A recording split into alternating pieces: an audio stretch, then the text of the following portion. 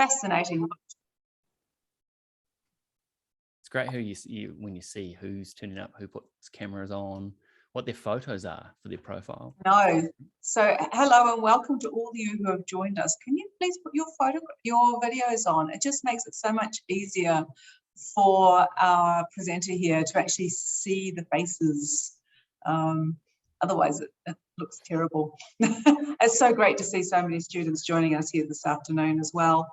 And I'm not sure who the Auckland boardroom is, but thank you. It's an absolute pleasure to have you with us. Thank you.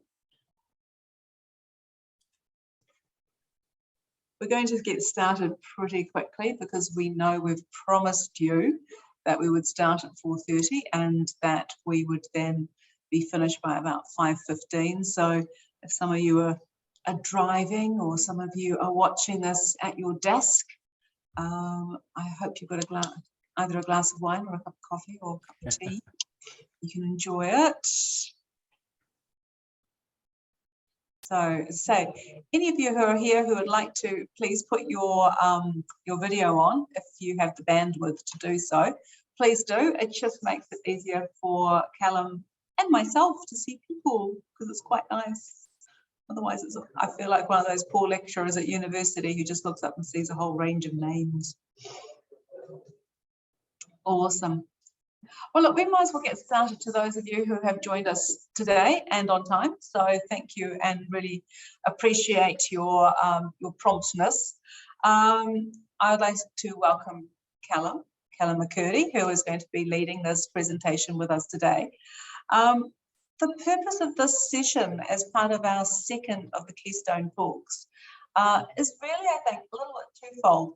One, we know that neurodiversity and neurodivergent thinking is perhaps the next little thing to be thinking about when it comes to our teams at work and also ourselves, and how we actually manage, deal and work with and alongside and befriend someone who's just a little bit different than me.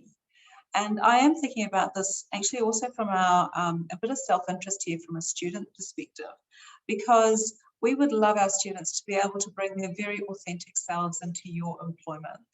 And to do that for some of our students is going to probably be a little bit challenging. So we really just want to make sure that it's as welcoming as it can be and that you understand the way that they're thinking and what it is that is challenging and how you can be accepting and put in place some ways to all work together. So a couple of little housekeeping rules. Thank you, Michelle. I appreciate you driving the car or in the car and can't use your video. Good on you.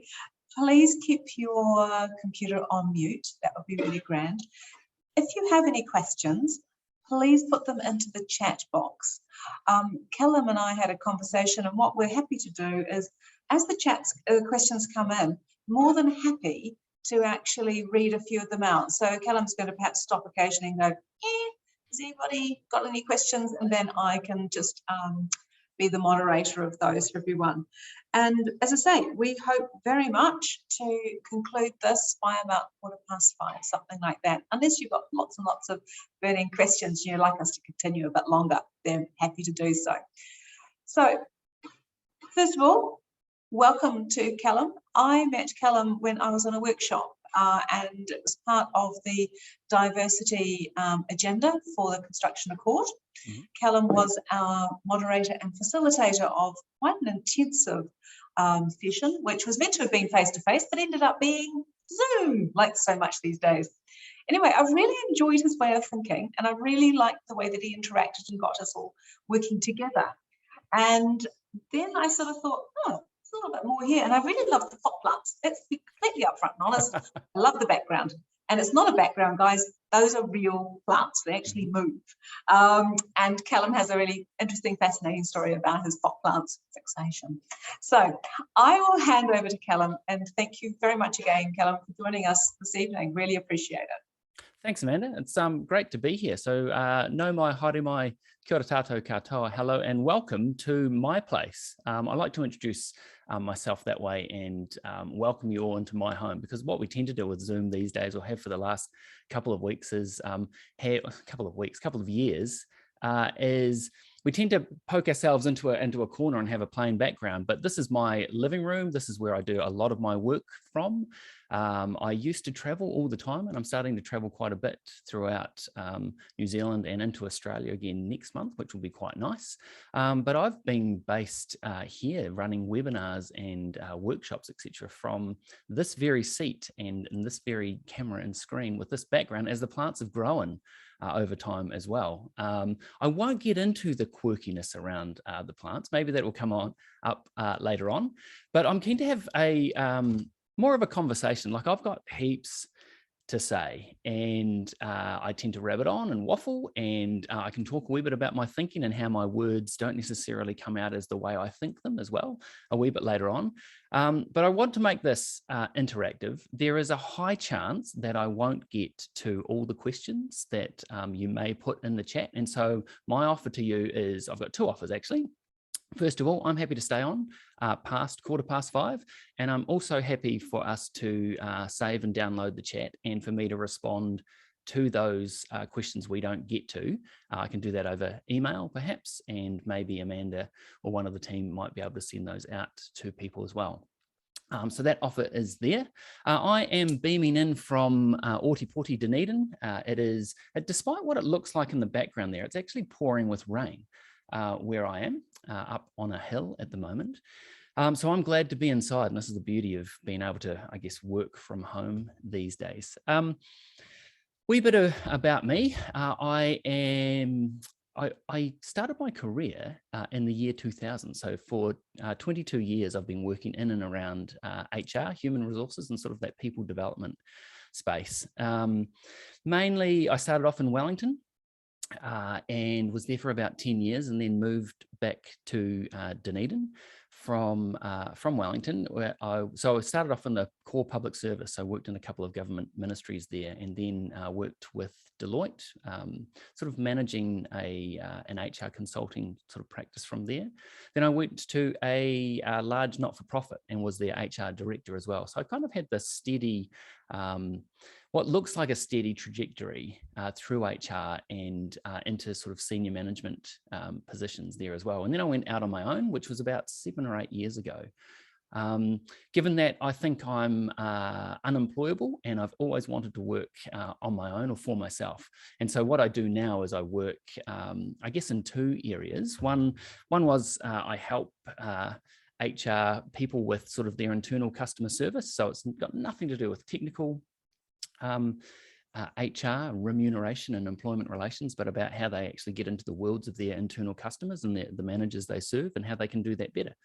And more recently, so over the last 2 or 3 years, I've got into building what is becoming, I guess, a bit of a following and an online community based around ADHD. And I call that ADHD Positive. And I'll talk a wee bit about that too. The point being, I use my professional background in HR and my now 45 years of lived experience as being neurodivergent to bridge the gap between, I guess, those people management systems or the processes that we use to manage people in many or all of our organizations to be a bit more attuned and a bit more friendly and helpful and useful to people who experience the world a little bit differently than what is typical, or what we might even call normal, which is a word that I can't stand because there is no normal. Nobody's normal, but there are some of us who feel a bit more or a bit less normal than what other people appear to be anyway. And I'm looking forward to talking a wee bit about that too. Yeah, so I bridged that gap. Like, I've always known that I had dyslexia. It wasn't necessarily diagnosed at school, but I knew the signs of that as well. When I grew up in Timaru, a couple of hours north of here, at a very cool school, but it was a school that pretty much viewed dyslexia not just as a learning disability, but you're actually you lack intelligence, right? So I just knew dyslexia as being dumb, and I've subsequently been diagnosed with dyscalculia, which is, I guess, the numbers version of dyslexia.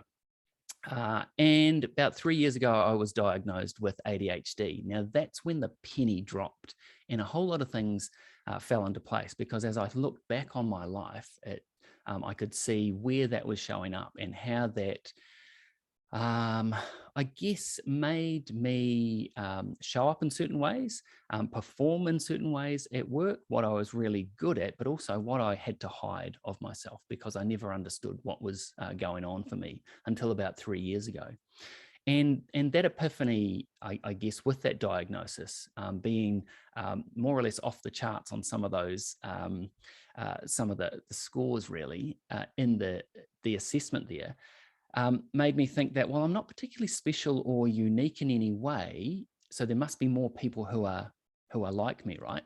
Because one of the things that I can see is I see energy, and I see how people show up. And so I can spot where people are holding back and where people are hiding. And that's really useful in the workshops I run, but also it's really useful for me to be able to go, I know exactly how you're feeling, but it's not my job to out that person. So I can make people feel okay with the fact that they are hiding something, but what they tend to be hiding is something that's amazing. So my work now is about helping neurodivergent people see their value, see their worth, and harness that as well. But also the bridging the gap business with the workplace is helping leaders and managers and teams harness their uniqueness and the uniqueness that neurodivergent people can bring. So some of you might be going, well, what is this neurodiversity business? And it's a really fancy term, which is a bit of a misnomer. Like, it's not technically correct. So it's an umbrella term for a whole lot of ways that people experience the world that isn't caused by anything other than genetics.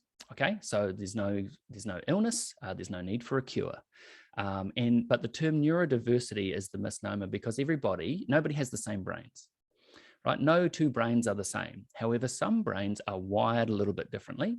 Some brains produce and process particular chemicals, neurochemicals and hormones a little bit differently. And I'll get into a wee bit of the difference in that as well. So I actually prefer the term neurodivergent. We have neuro differences, which mean we experience the world a little bit differently. Some of those vastly differently. Some of them just tiny little tweaks. And I think also what is really useful to be mindful of, or I was also going to say, I'm not going to be sharing any slides, so it's just going to be me talking. So if you get bored of looking at it, check out some plants, look at some things, do what you like. But I'm not going to share any slides, right? But Amanda has said that this is being recorded, so maybe if you want to switch off and listen to me, perhaps, I don't know. Anyway, no slides. So one of the keynotes that I do is around living and working at the edges of the bell curve. Now, if you think of any sort of any bell curve, it has this big beer belly in the middle, and then there's this thin slice at the edges. And these are our neurodiverse people, if we look at, I guess, the way people experience the world. And the way the world has been set up, the way our education system, politics, even the internet, pizza and Uber Eats delivery times, you can plot all of this on a bell curve. Intelligence, like in education, standardized testing, they're all designed to cater for one size fits most, but it's never one size fits all. But the one size fits most is what it makes sense, because it's efficient, it works well in terms of being effective use of finance or money, because you can design a system that caters for the majority of people, right? And that's what our people management systems, our HR processes are designed to do. How can we capture the majority of people in a particular process or policy, or a way of inducting or recruiting or managing performance? But there are some people who sit at these edges, and some of the common conditions under I guess the neurodiverse or neurodiversity umbrella term, the big three are autism, dyslexia, and ADHD. And there are some lesser known that are caught in there as well in this umbrella term. And actually the term is widening in terms of what it captures. So there's the big three. There's also Tourette's is considered neurodiverse. And PTSD, so post-traumatic stress disorder, is also captured under the umbrella of neurodiversity. Now you can go, that doesn't quite make sense with what you were saying, Callum, because it's about things you were born with. There are some events that are so traumatic in a person's life that they can actually permanently rewire or alter the structure of the brain, the processing of chemicals and particular pathways as well, which is why it's sometimes captured under neurodiversity. There's also the other disses. So there's dyslexia, which is about 10% of our population. There's also dyscalculia, which I mentioned I have, dysgraphia and dyspraxia. So dyspraxia is sort of a coordination, it affects coordination and balance. There's, and dysgraphia is in particular around handwriting as well. So they're all linked, and there's a learning component to it, but it's not a learning disability. It's just a difference in how we learn. And I think that's the important point, that the person who is neurodiverse or neurodivergent isn't broken, isn't wrong. They just do things differently. Yet our education and our workplaces have a sort of a standardized way of doing things, and we just fit outside of those edges. Some vastly, some just minutely, really. If we think about autism, it's about 1% of the population, about 90% of the genius, is what I often say. We get the stereotype of that quite wrong as well. Often we think, when I grew up, we think of a movie in the 80s, Rain Man, which is an extreme example, but it's not particularly common as well. And because it's a spectrum, people show up differently and have different things that trigger certain behaviors as well. ADHD is one of my favorites. Attention deficit hyperactivity disorder, one of the worst terms, and and possibly couldn't be further from the truth, because there's no deficit in attention. There's probably a deficit in the ability to pay attention to one thing at a time. In fact, if anything, we are paying attention to multiple things all the time, and it's not a disorder as well. So these labels, they're not helpful, and they're negatively skewed as well. Now, I refer to people in my community as ADHD positive, meaning we have ADHD, but also there are far more positives than there are negatives to having ADHD. And the same as with dyslexia, the same as with autism. So with dyslexia, you can think some people have trouble with left and right. That's not me. I certainly have letters and certain fonts that I can't read too well.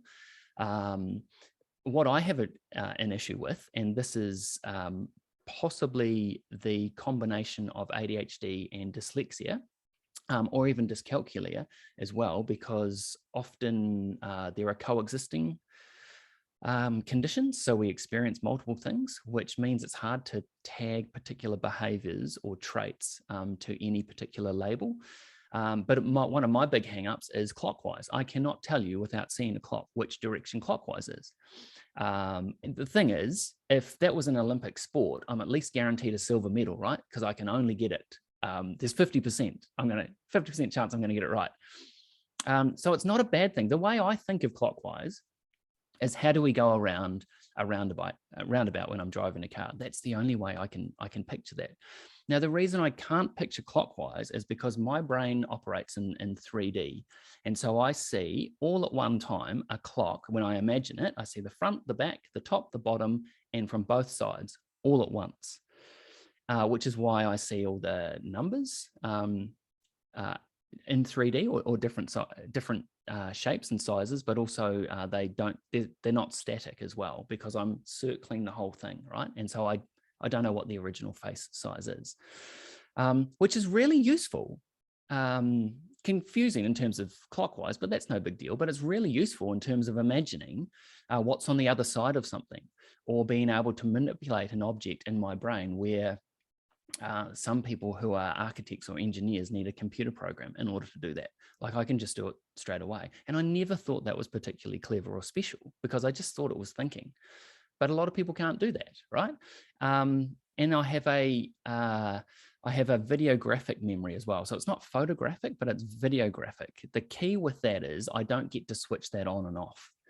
The only way that gets triggered is if the experience I'm having, the situation I'm in, I experience quite a deep emotion in that. And so emotions trigger my memory. And so I have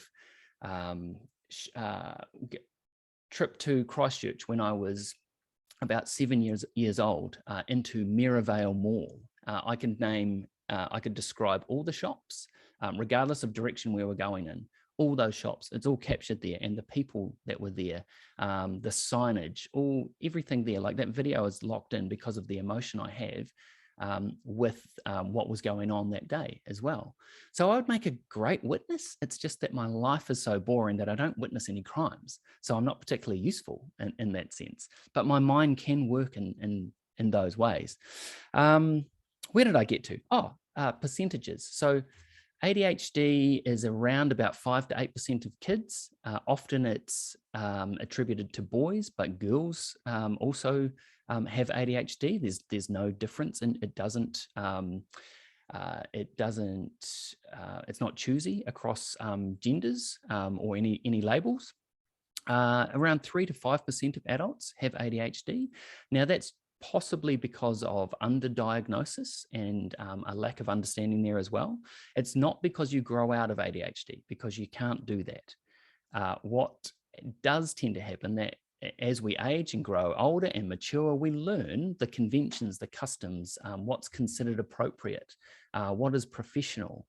And so what people with ADHD tend to do is mask and hide what actually comes naturally to them. So natural behavior. So we tend to see people shrink.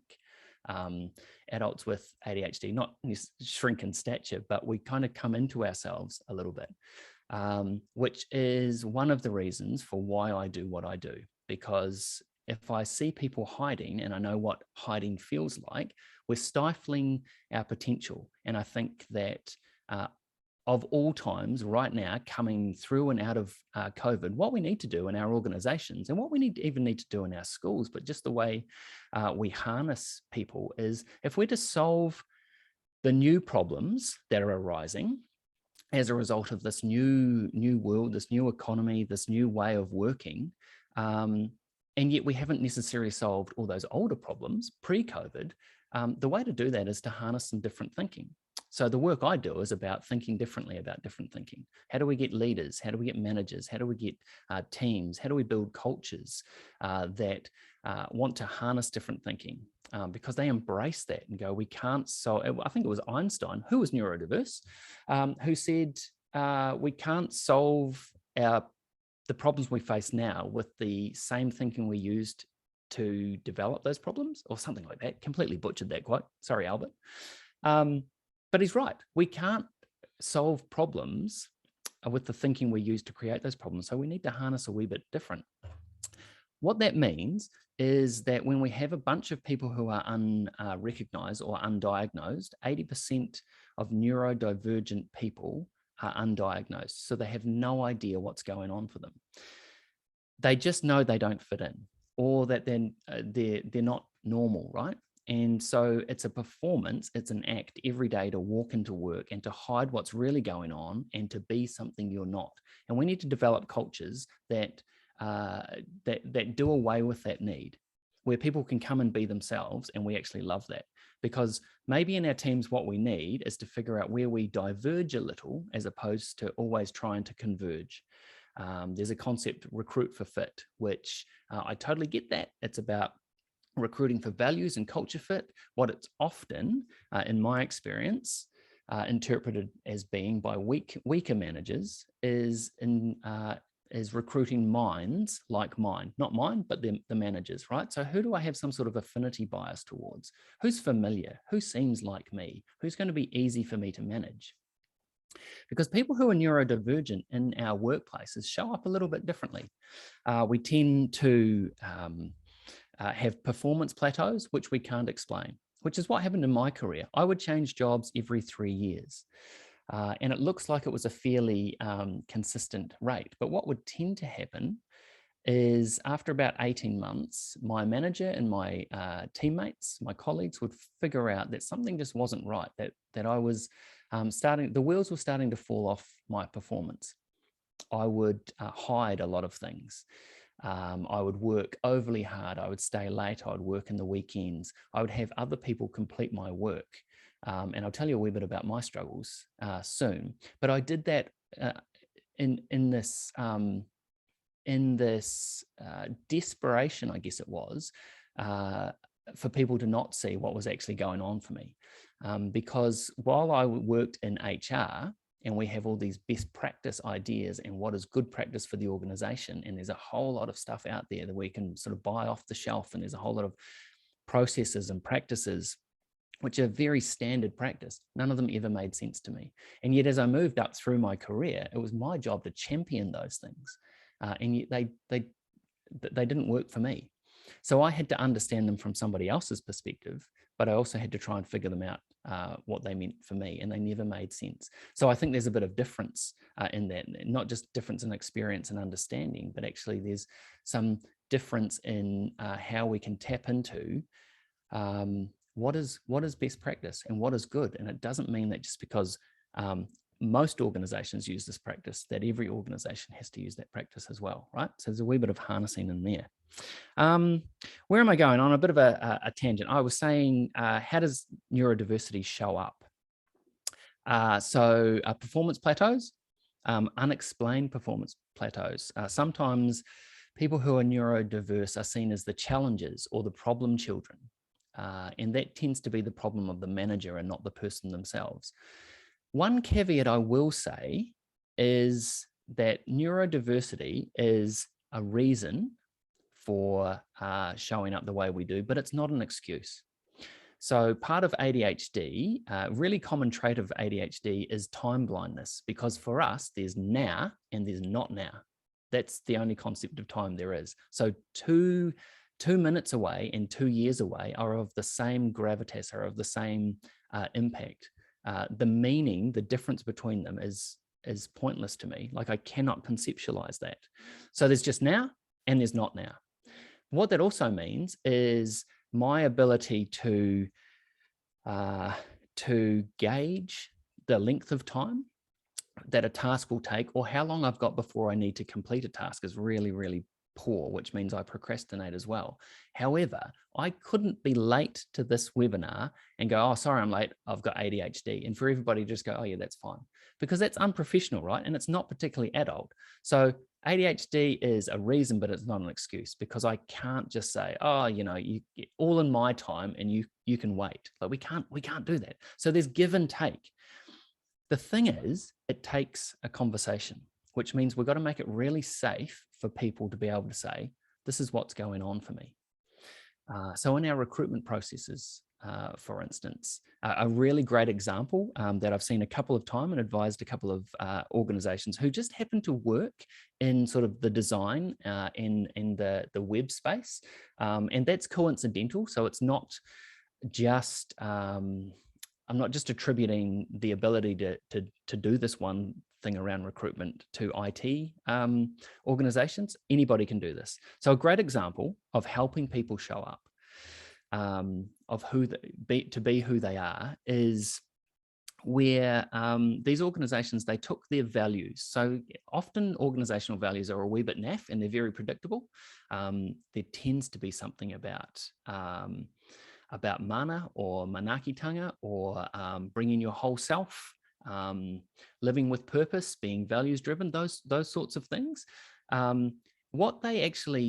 What these organizations had done is taken those words and they go, we believe in this. As a result, and as an example of this, we would like, and this is in their application form for recruitment, they would list neurodiverse conditions.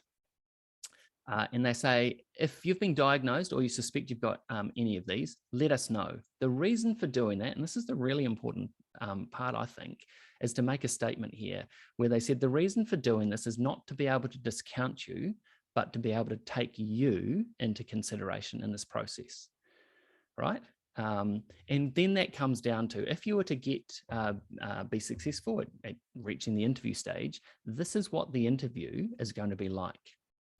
Can you let us know if any of that is going to be a problem? Because we want you to show up and be the best version of yourself. Given that these organizations were fully cognizant of the fact that an interview is one of the most false environments that there is, right? They did away with psychometric testing because nobody's job is to predict if the next symbol is going to be a circle, a triangle, or a square, right? But they also said that this is what the interview is going to be like. If there's something that's going to be triggering or an issue for you, let us know and we'll see what we can do. And so one of these organizations actually had their interviews outside because having a windowless, falsely lit, echoey room can be a real trigger for some neurodivergent people. But they were giving permission for these people to say that I'm not going to be my best in that. So can we do it elsewhere? Maybe in an open plan place, which I would find really, really intimidating, but others don't, right? Because it's horses for courses and it takes a conversation. So I think the key thing with embracing neurodiversity in our organizations is to be able to start the conversation. And that's something that I could never have. Like I didn't have the courage to do that because I thought it was my job to role model what good and best practice looked like. And that was always from the business books and the business literature. Now here's the thing: all those books tend to hold up business gurus who themselves are neurodivergent. Anita Roddick, who started the Body Shop, Bill Gates, Steve Jobs, Elon Musk. They all have either dyslexia, autism, or ADHD, or a combination of two or three of them. So we hold these people up as being sort of the gurus. Or if you think of, you could think of sports stars, David Beckham, Lewis Hamilton, Michael Phelps, Simone Biles, the amazing gymnast. They all have ADHD. There's actors who are dyslexic, Tom Cruise, Keira Knightley, Orlando Bloom. All these people get by and actually succeed, and they attribute their success to their neurodivergence. And so we've got to figure out that we can harness the goodness and not necessarily stick to the stigma of the labels. Some of the issues that I have, my dyslexia is actually called sequential dyslexia. So I'm no good with lists. If you were to list off 3 things for me, by the time you get to the second, the first one's a bit hazy. By the time you get to the third, I've got no idea what that first one is. So rote learning never worked for me. So school was a real struggle. But what I figured out getting into high school is that rather than read the books that we were meant to read, I learnt the plot line and the characters through asking really good questions of my classmates when we had to sort of do group discussions about what was going on in the book. And that's just the way I hacked. I hacked a little bit of my dyslexia and my ADHD. I'm really rubbish with spreadsheets. I can't marry up columns and rows. I've never once cooked from a recipe and successfully done that without missing out a key ingredient or a step. And so I just don't use recipes. I make some stuff up and I've learned what works, and I've had some disasters. My kids have had some awful meals and I've had to suffer through those as well. Often when you go, so checking in at Air New Zealand. So we've got the kiosk, the e-kiosk there. When a screen disappears, I lose track of where I am. And it's the same when I have to sign in when I walk into an organization to go and work with them to do their health and safety thing and who am I meeting with, etc. I just get lost in those sort of things. So ATMs also muck me up. So I have all these things that I have issues with, but I have hacks for how I get around those things. And there's also these amazing things that I can do, which the combination of ADHD and dyslexia allows me to do. And it's around people with dyslexia have high empathy, so I can connect with people and I see how people turn up, which is why I love speaking from a stage and doing keynote presentations or running workshops, because I get to use the energy that I see. Now, that's not a heat haze, it's not colors, but I do see deeply how people are actually in their state. And I just thought that was normal, but I turn that into a thing that I can work with. Now, we're bound to have a bunch of people here who are neurodivergent as well, and I guarantee you have something that you're absolutely amazing at, but you may not know what that is because you were born with it. It comes naturally. It's really easy. and you might see a whole lot of other things that other people do that you can't do, that you think the world values. What the world now is starting to value is the uniqueness that you can bring. And that's what we need to try and harness in our organizations. I'm also really conscious of time, that we only have 10 minutes left. So I wonder if people want to ask any questions. Lily, you've just popped something in there. Yeah. Okay. Yeah. Oh, wow. So getting the actual diagnosis of ADHD or any sort of neurodivergent label, I guess, or an assessment is really, really tricky these days. We have, no thanks to COVID, but also I think just because of underfunding, we have a really, really overwhelmed mental health system at the moment. And unfortunately, that's the avenue we need to go down in order to get this, the particular strategies that you might need for, say, ADHD. And so there are huge waiting lists. The public system is quite slow. That's through no fault of the practitioners. It's just overwhelmed. So the advice is, if you can, go private, but there will be waiting lists. The problem with that is it's also incredibly expensive. And it's out of reach of a lot of people. So I think probably the advice is to try and get on multiple waiting lists, which doesn't help the system, because then the waiting lists get clogged. But your friend might need some assurance. There are some amazing podcasts out there. Googling an assessment isn't particularly helpful because you'll get mixed messages in those as well. But I think there's a number of podcasts that are really, really good that might help out in terms of describing what's going on as well. One is Faster Than Normal, a guy, Peter Shankman, who I interviewed on my podcast. He wrote a book of the same name, so that's Faster Than Normal. There's another one, Driven to Distraction, by Russell Barkley, I think it is. There's a guy, Ned Hallowell, who also has another podcast. Now, he wrote this book, ADHD 2.0, which is trying to reframe what ADHD is, and it's got some strategies, but it's also around let's look at the talents and the gifts and the traits that come with ADHD. So that might be useful as well. If you're not a reader, grab it on Audible. I tend to have these just so I can hold them up, but I don't necessarily read them. I absorb books through Audible. There's another podcast called ADHD Rewired, which is useful as well. I have my own podcast as well called You, Me and ADHD, which we're currently recording the second season for. So that has some Kiwis in it, but some people from overseas as well. So that might be useful as well. And we try to keep that conversational. Lucy, what strategies do you find have helped you most stay productive and in control? Oh, in control. I'm never in control.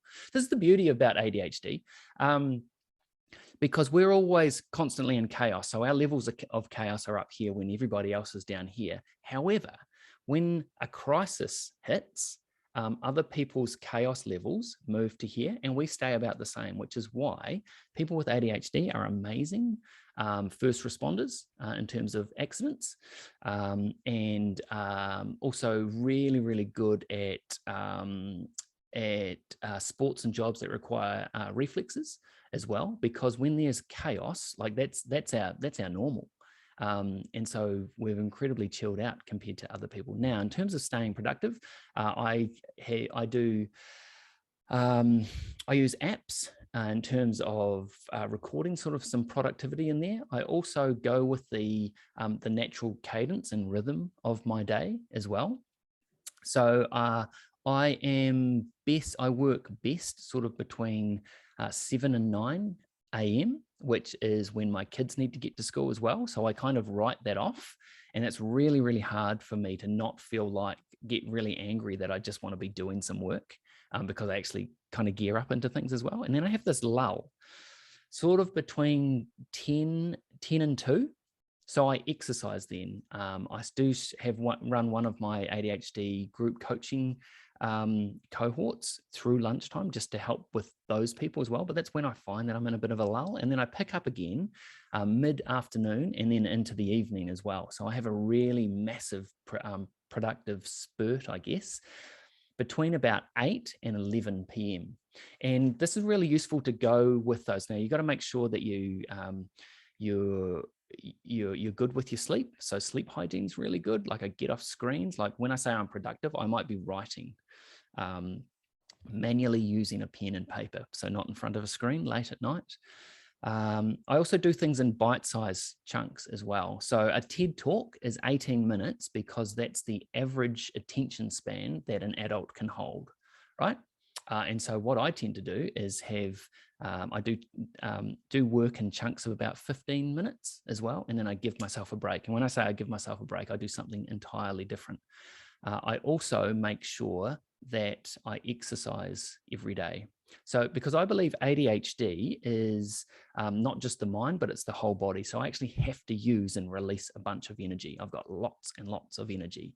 So I go for a hard run or a bike ride or a swim, or whatever it is I have to do. And I like to mix that up because I get bored with them easily. But the days that I do really hard exercise, not only when I'm out running in the hills am I solving the problems and actually dealing with some work stuff, but I'm also doing, it's also gearing me up to be really productive after that, but also it helps me sleep because I'm a rubbish sleeper and my mind, as soon as I hit the pillow, my mind just sparks up. So if I'm physically tired, then that helps my brain get a bit tired as well. Oh, we've got some more questions coming down. So I think the answer to the question is work with your natural rhythms and try and go easy on yourself. So don't try to be like you see other people doing hours and hours on end. Now, some people can. I can hyper focus, which is a trait of ADHD and autism too. So it's if we're really passionate about things, I can lose track of time and just go. I can get more done in 2 hours than most people do in 2 weeks. But likewise, I can go for 2 weeks and get only 2 hours work done as well. So it kind of depends on the task. We got lots of questions in there. What do I need to? I've missed one. Okay. I think you've got quite a few there from some of our listeners who are parents, by the sound of it, and that seems. Do you want to pick one, Amanda? I think we've got a couple here that, and please don't apologise for long questions. It's all good. Right. Was there something that really helped you when you were younger to manage perhaps some anxiety? Because I think that's one of the traits that people have who do don't fit in a little bit. I think one thing that would have helped would have been being diagnosed like formally with dyslexia and definitely with the ADHD. The not fitting in and having to try to be normal all the way through my life, like as a kid, as a teenager, at university, starting my career, all the way through my career. If I'd been given a label, which and I don't like the labels, but if I was given something and able to go, that's what it is, and we can actually start exploring some strategies, not just some sort of behavioral things, but for some people, medication helps too, right?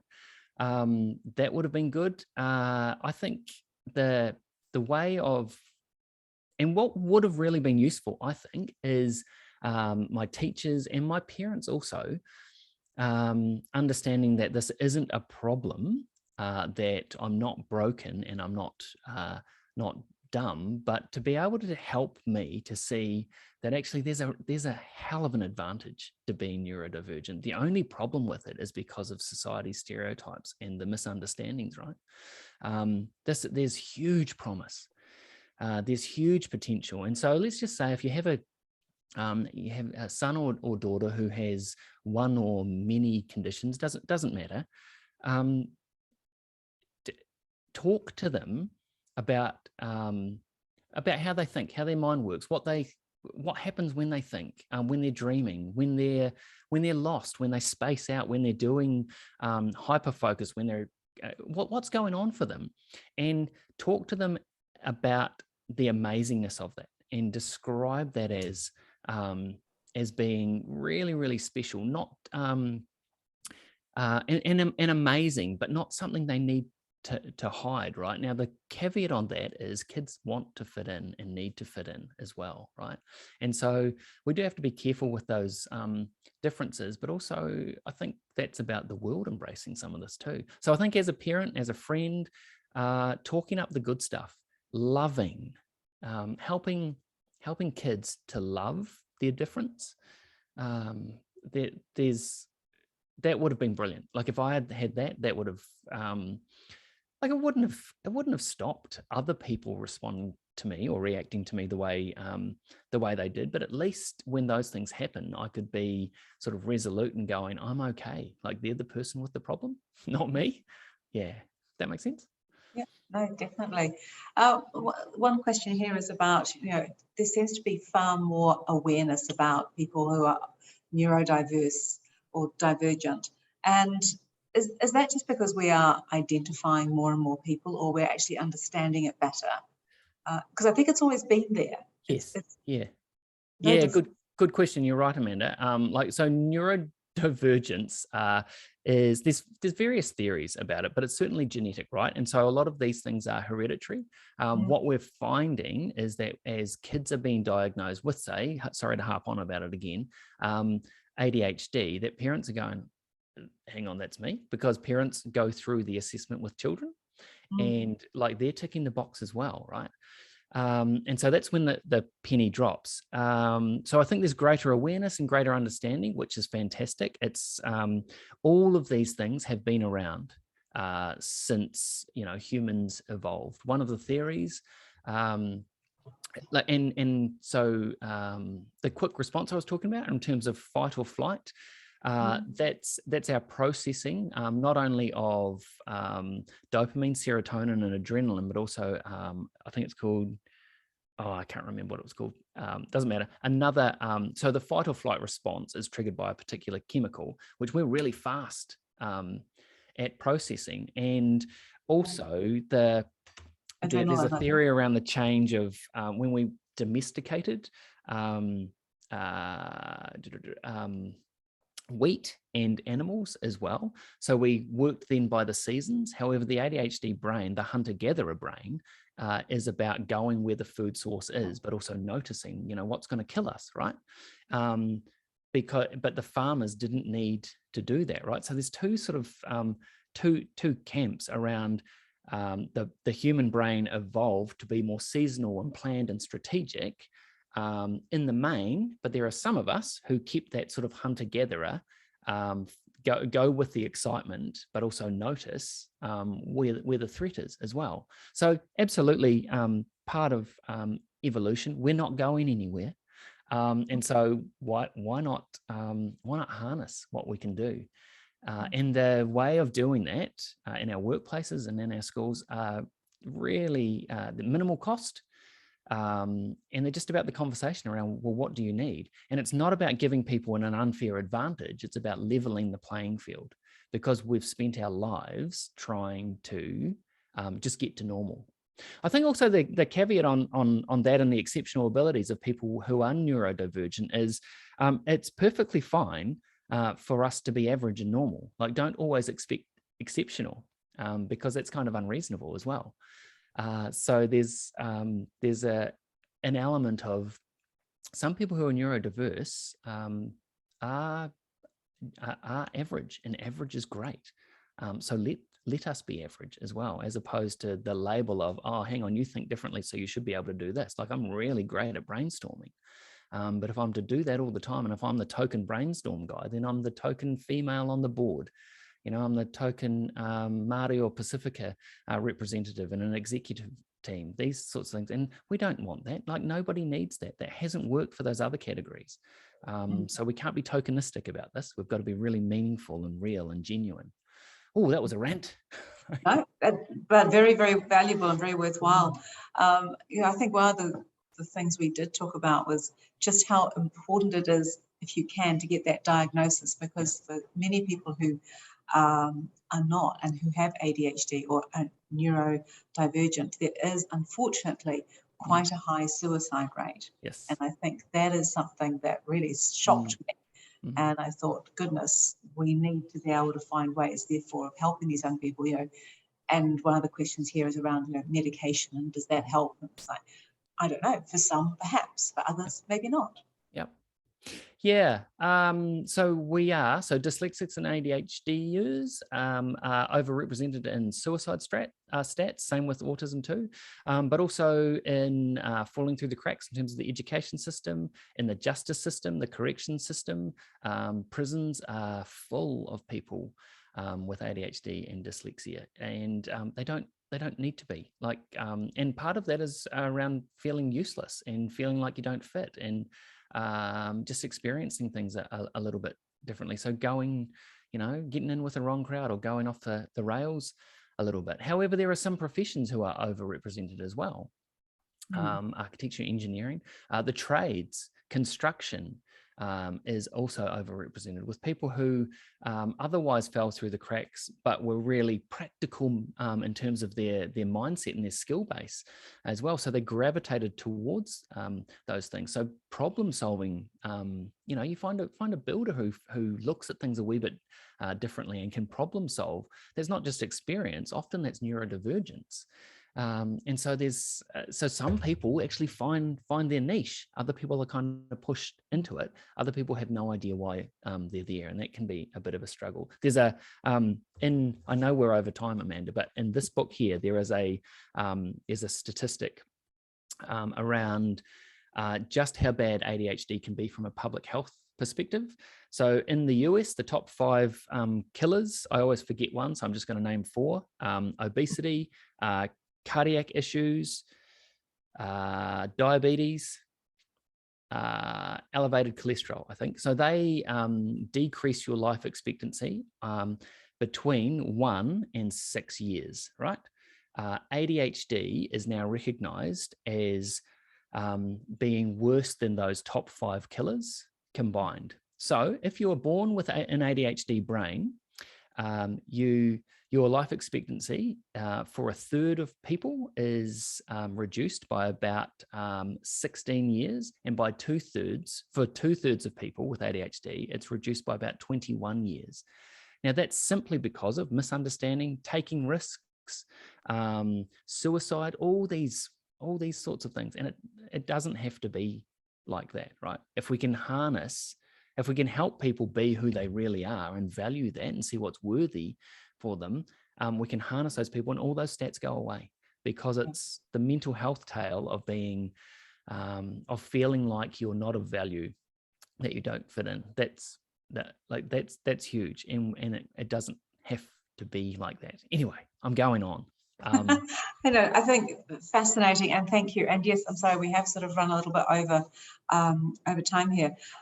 It is such a fascinating topic, and everyone here, please, you're more than welcome to connect with Callum via his website as well.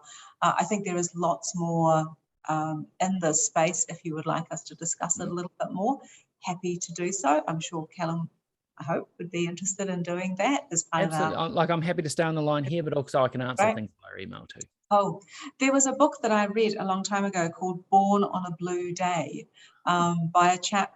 It's called Inside the Mind of an Autistic Savant by Daniel Tarrant. If you want to find out just how damn hard it can be, but how you can find your way through, this is a book that's really, really highly recommended. It's not a hard read. It is a hard read in understanding his world, and finding how he managed to find his way through that. Yeah. But that's one way. I think the other one of the questions here is about how do you engage with your children and identify the uniqueness. I think the other part of it is sitting down with them and going, well, as you said, what are you seeing? What are you reading? What's happening for you? Because in my family, I have a person who actually, when they look at words, they have colours around them, and they sometimes become a river and they disappear off the page, and sometimes they burn them off a page. So that is really, really difficult. People tend to think that being dyslexic, it means you don't know left and right, and so you don't know which part of the page to start on. But actually, maybe you can't even keep those lines straight, all that sort of thing. So that's called Erland syndrome. So I always know when I have talking with young people, it's like, well, what are you seeing on the page? Tell me what that looks like. It's amazing what they will tell you sometimes. Yeah. So anyway, thank you so much, Callum. It's been really, really interesting. Thank you everybody else for joining us today. We have recorded this, as you know, so we will share this with you. And as I say, if you have any further questions, please, Callum is there. He can answer those and help you. It's really important, I think, that we look at how we can enable our students, our people that we work with, talk about this sort of taboo subject that we have, and so that we can be authentic and we can be supportive, and that we can actually ensure that we embrace everybody who comes into our workplace. So thank you. It's been an absolute pleasure. It's got dark outside in Dunedin, and I know it's got dark outside here in Auckland, and we look forward to our next talk. We're looking at what we can plan, and we'll be back with you with some other ideas shortly. So thank you very much. Have a good evening, everyone, and talk to you next time. Cheers. Thanks so much for your time. Thank you.